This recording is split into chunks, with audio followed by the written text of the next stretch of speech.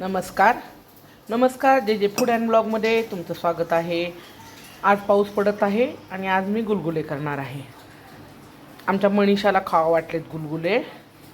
मुलांना कोणाला आवडत नाही हा आयटम, पण मनीषाला आवडतो आणि मला पण आवडतो, पण मी थोडंच खाईल, एखादा दुसरा। आपण गुळ घेतलेला आहे अंदाजे आणि गुळ भिजण्यापुरतंच पाणी घालत आहे मी। गुळाचं पूर्ण पाणी करून घ्यायचं। विलायची, बडीशोप आणि जायफळ आपण मिक्सरला वाटून।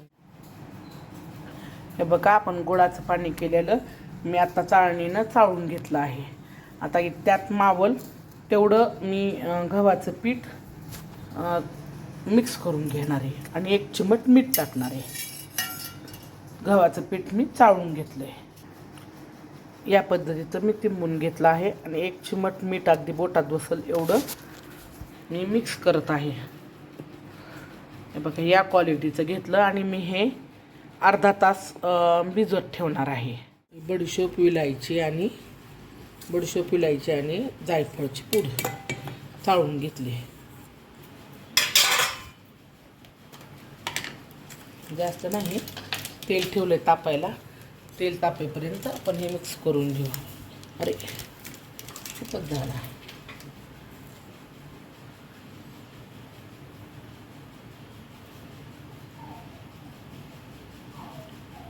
बस का एवढा खाली झाला। 1 चिमट सोडा टाकून घेऊ। अर्धा तास भिजवून ठेवलेला आहे।